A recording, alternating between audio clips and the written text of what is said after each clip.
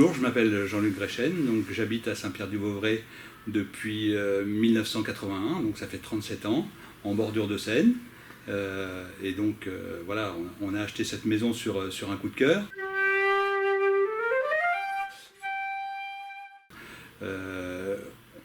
On a eu quelques surprises au départ parce que les inondations sont arrivées. Mais bon, dans l'ensemble, sur 37 ans, on a été inondé 5 ou 6 fois seulement, c'est pas énorme.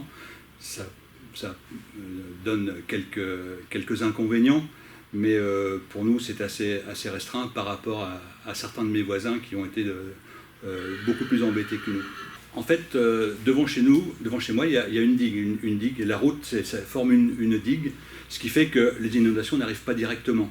Mais par contre, ça arrive parce que la nappe phréatique est juste en dessous.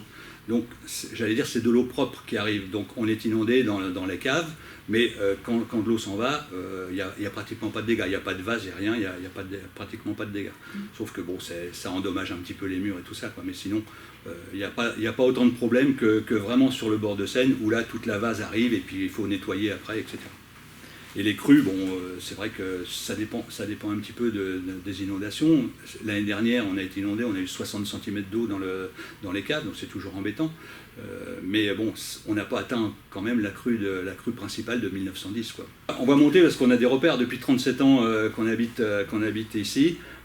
On a des repères, donc moi je sais que dans le champ qui est à côté de chez nous sur le bord de route, dès qu'on voit une flaque d'eau, il faut qu'on commence à s'inquiéter parce que l'eau arrive dans notre jardin directement par le jardin et elle monte très vite, hein. Ça va très très vite.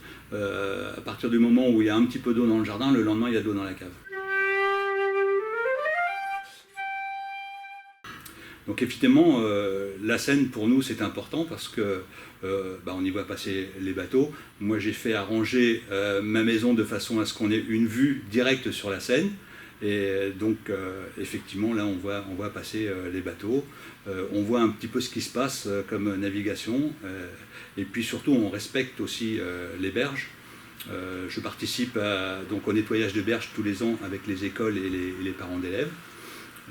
Ce qui nous donne donc à voir un petit peu quels sont les déchets qui sont rejetés dans la Seine. C'est pas franchement bien brillant, mais bon voilà, on essaye de nettoyer de façon à ce que les abords de la Seine soient agréables et qu'on puisse s'y promener tranquillement. Alors les déchets ont un petit peu diminué quand même par rapport à ce qu'on avait fait il y a quelques années. Mais malgré tout, on retrouve des choses qu'on ne devrait pas trouver. Donc beaucoup moins de seringues comme on trouvait auparavant. Hein, donc on peut dire que la toxicomanie a un petit peu diminué sur les abords de Seine.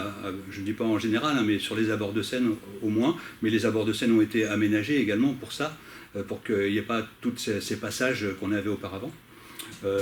Donc de ce côté-là, oui, on constate un petit peu moins de déchets. Par contre, après, bon, suivant les inondations, il y a des rejets qui arrivent, qu'on est obligé de ramasser, donc il y a toutes sortes de problèmes. Et puis il y a aussi les gens qui viennent jeter leurs ordures dans les bois aux alentours de la forêt, quoi. Ça, c'est un petit peu lamentable. Il y a plusieurs années, plusieurs dizaines d'années même, il y a eu une opération provoquée par la gendarmerie, qui consistait donc à aller chercher les véhicules qui avaient été jetés dans la Seine, donc les véhicules volés bien évidemment. Et donc ils ont fait venir du matériel spécifique pour relever les voitures dans la Seine. Et elles étaient donc mises côte à côte sur le parking de l'hôtellerie qui est devant chez nous. Et donc on les voyait au fur et à mesure qu'elles étaient remontées. Il y en avait 5 ou 6 qui ont été remontées comme ça d'un seul coup. Ce qui veut dire qu'il y avait un trafic de vol de voitures et qu'ils venaient les jeter donc, sous le pont de Saint-Pierre. Maintenant, c'est plus le cas puisque la voie verte a été faite et puis il y a des barrières.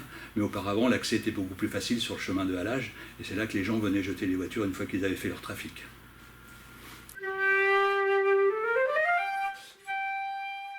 Il y a pas mal de trafic sur la Seine, donc les trafics de péniches qui transportent en ce moment beaucoup de containers. On voit les containers remonter sur Paris, et puis les péniches de sable, de cailloux, de charbon. Charbon, on en voit un petit peu moins maintenant. En revanche, on voit pratiquement 3-4 fois par jour des bateaux de croisière qui remontent jusqu'à Honfleur. Et ça, apparemment, je me suis renseigné un petit peu, ce serait éventuellement des étrangers, des Américains notamment, qui remontent la Seine depuis Paris et qui vont jusqu'à Honfleur.